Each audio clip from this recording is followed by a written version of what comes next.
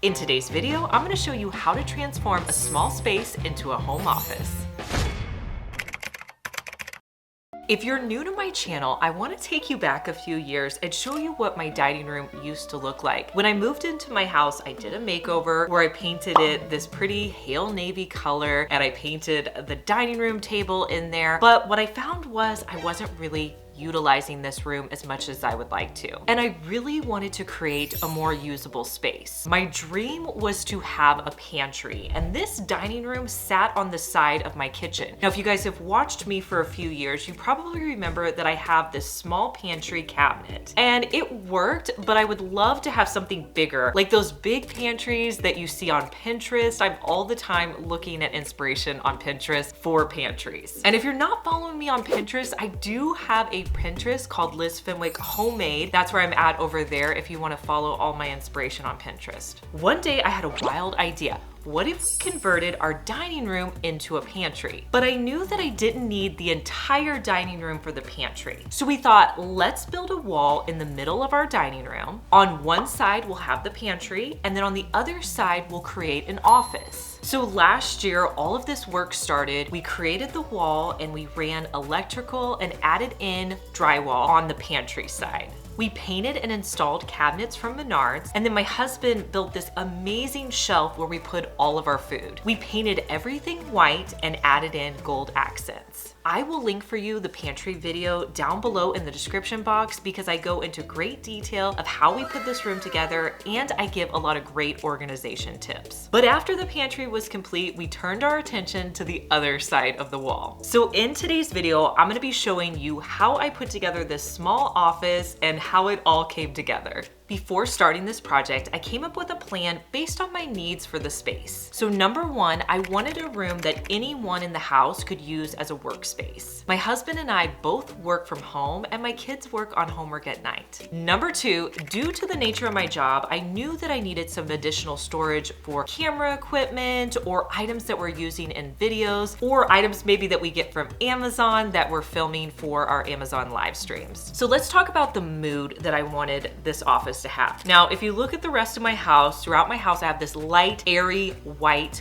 feel. So I wanted something that was a bit more moody for this space. I wanted to take a risk and go for a darker color. Now, don't worry, I'm going to be offsetting the darker walls with lighter elements that I sprinkle in throughout. I wanted to give you guys a before look of this room before we got going on all the work here. The only thing we've really done so far is, you guys know that the pantry's on the other side of here. We actually put drywall up here and we're at the stage where we've added all of our spackling and sanded it down. Our next step is definitely going to be to paint.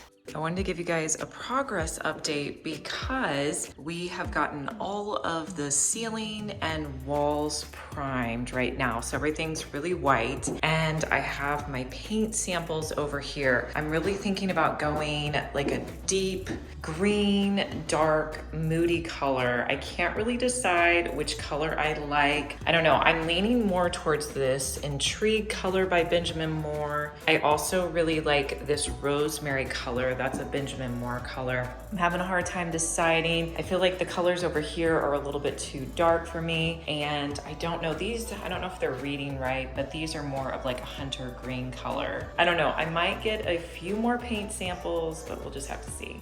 I ended up going with the color Studio Green by Farrow & Ball on the walls. So we used our paint sprayer to spray the walls, and then I went back in and did touch-up paint. Anytime you go with a darker color, there's gonna be like areas that you missed, so you really have to be diligent about doing the touch-up paint. So this room has gone through some big changes. After I got the paint on the walls, the next step was to do our hardwood floors. I'm so excited about this. I had the floors laced into our existing hardwood floors, and we basically put the exact same floors throughout our house. So now our whole first level has hardwood floors. All the hardwoods got sanded down, and then we stained them a much lighter stain. If you remember in my house before, we had really dark stained hardwood floors. Now we have this lighter look. I love it. I think it looks great with the dark wall. The next step is going to be to put in the light fixture. In this room, I have a bay window, so I had to be a little bit creative with my curtain rods. I found this one on Amazon. It's gold and it curves in. The design is specifically for bay windows, so I will link this product down in the description box along with any of the other products I'm showing you in today's video. So for my curtains, again, I wanted to make them dramatic, so I ordered 4 green velvet curtains, and then I ordered a large pack of the black rings. I clipped on the rings and placed them onto the curtain rod.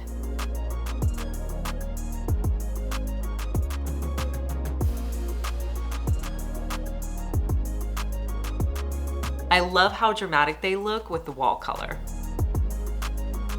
Now in this bay window, I wanted a small table that we could use, but I didn't have a lot of space, so I knew it was going to need to be small. So I found this table set off of a site called Webstaurant, and they sell wholesale restaurant tables. So I ordered an iron base table, and then I also ordered a marble top. When they arrived, I just assembled them together.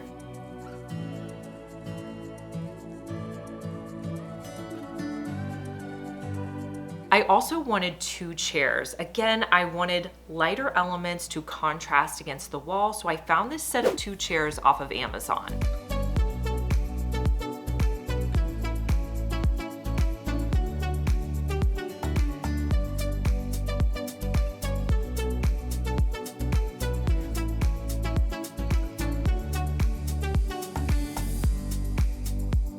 Now the main feature of our wall was going to be this wall of cabinets, and we were also going to put a desk in the middle. So where did we get our cabinets? We bought them at Menards. We found these pantry style cabinets that were unfinished wood, and we bought 4 of those. We also bought 2 cabinets that were the upper cabinets that you typically put above your microwave. We bought 2 of those. So we put 2 cabinets on either side of the wall, and then we had to kind of build it up by putting paneling on the side, and then we had saved some of our trim and molding from when we kind of took our dining room apart, and we just added that molding back to the top and around the edge of the cabinets. So it was nice because we didn't have any expense for our molding.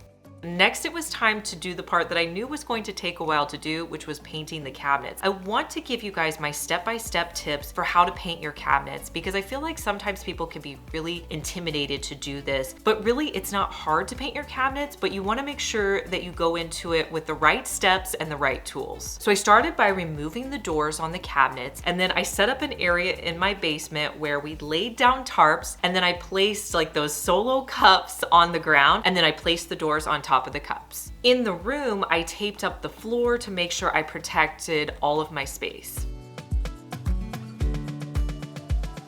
So let's talk about the supplies you're gonna need. First, let's talk the paint. I am going to be painting all of the cabinets with a primer. I went with the primer stick. It's by Benjamin Moore. Now, I prefer Benjamin Moore paint. You may have one that you prefer. They have a paint that's specifically for cabinets. It's called Benjamin Moore Advanced, and on the front it says for cabinets. Now, I get my Benjamin Moore paint at a store called Spectrum, but if you search for it in your area, it'll pop up where you can get this paint. So I wanted the paint color of the cabinets to match the walls, so I went with the same studio green color by Farrow and Ball. I also will invest in some nice paint brushes. These are ones that I picked up at Lowe's. I prefer a 2-inch angled brush typically. Now, more important than the brush, I believe that the roller you pick is really key. I will spend a little bit more whenever I'm painting cabinets to make sure I get a nice roller. I'm using the Velour Whiz roller, and this I picked up at Lowe's. Actually, all of these supplies I got at Lowe's except for the paint. And I will say with the roller, I did get several replacements because each day I used a new roller to make sure I didn't have any dry paint on my roller. You will also need a 220 grit sanding block. I will link to as many of these products that I can find down in the description box for you.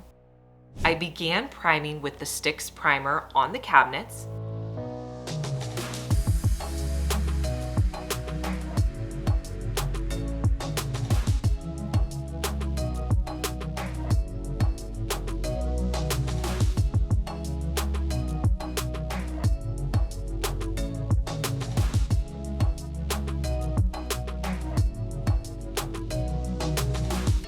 I also primed the back of the doors.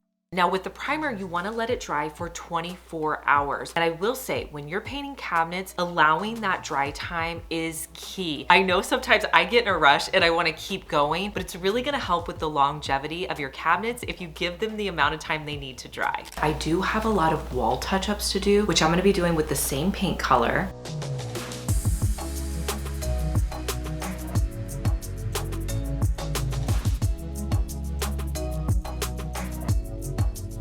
So the next day I came in and did the first coat of paint on my cabinets. Now, whenever painting cabinets, I recommend using the roller as much as possible because the finish is just gonna look so much nicer on your cabinets than using a brush. Be mindful of your drips and try to clean them up as you go.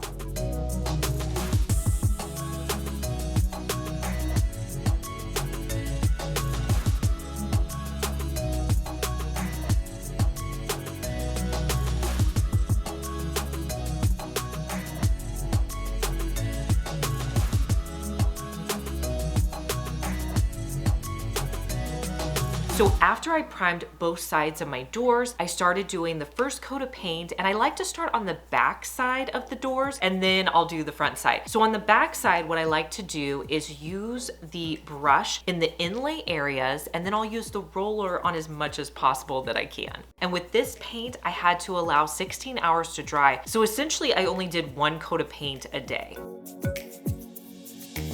I like to run my hand on the edge of the doors to make sure there's no drips that are on the backside. Now the next day, before you add on an additional coat of paint, you want to sand it down with your sanding block. Roughly go over all your paint. Really, if you see any raised areas or paint drips, you're sanding those off. So do that on the cabinets and the doors. So after sanding, I put the second and final coat of paint on my cabinets. Now my cabinets were done. I only did 2 coats of paint on there, and I did the second coat of paint on the back of my doors. Next day, I had to flip all of the doors over and do 2 coats of paint on there, doing one the first day, sanding in between, and then the final day adding the last coat of paint. I know it's gonna take a while to do it slowly like this, but trust me, it's gonna pay off because your doors are gonna last so much longer.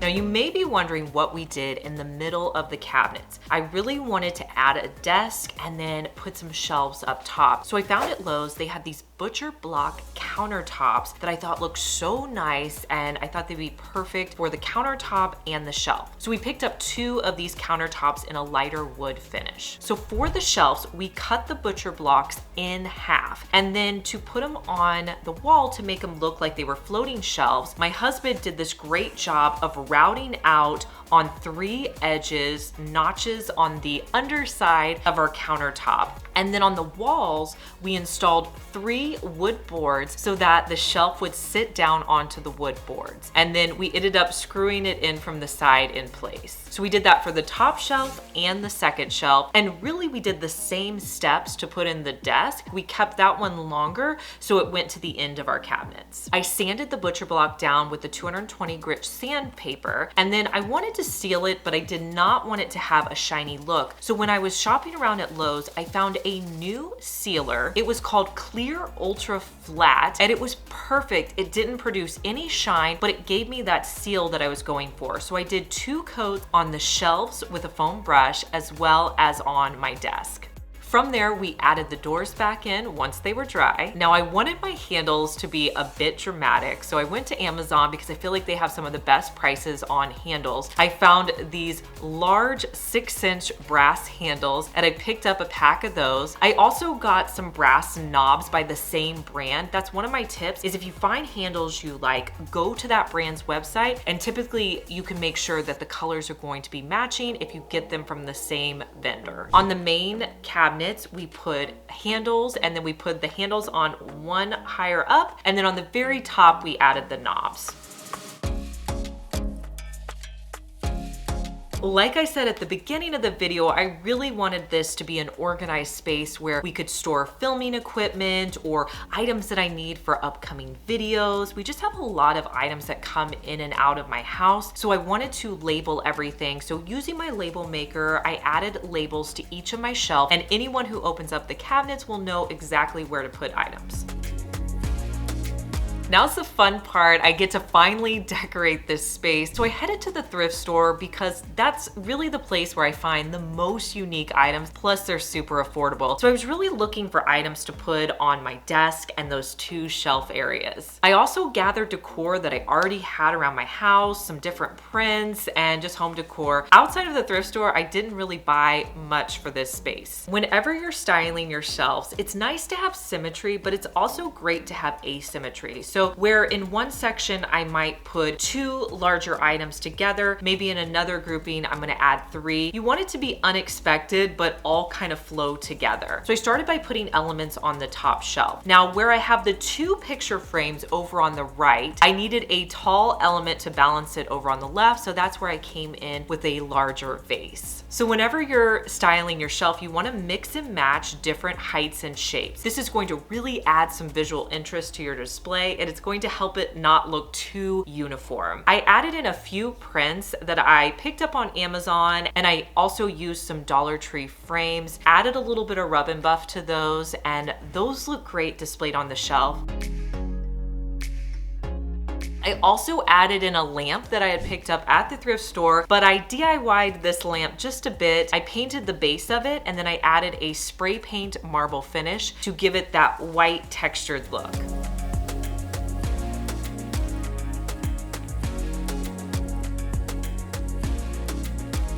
Now I wanted to leave the desk pretty empty because this was actually a desk that I would be using, but I added one of my favorite large prints from Amazon. And that's one thing I want to tell you is don't be afraid to use larger prints. They make a statement. And the other great thing is I can move it over and it helps to cover the outlet that's on my desk. Whenever you can, add in natural elements like greenery. So I'm gonna put a greenery piece there, but I also wanted this space to be a little bit functional. So I found this thrifted container and I'm gonna add some gold pins that I picked up off of Amazon.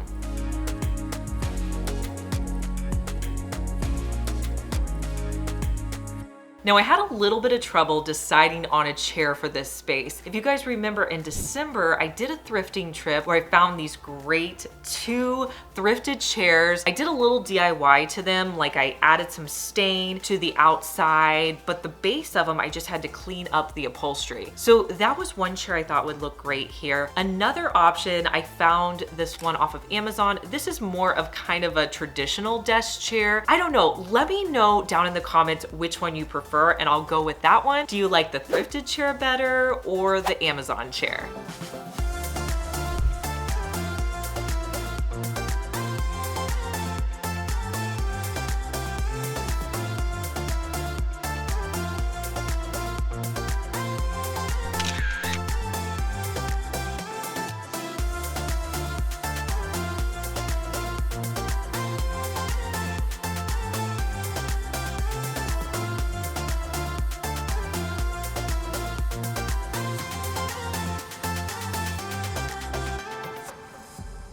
I would love to know your opinion. Let me know what you think of the space. I know for me, I love having a functional space that's also beautiful in my home. Thanks so much for watching. And if you're new here, make sure you subscribe and I'll see you in our next one. Bye.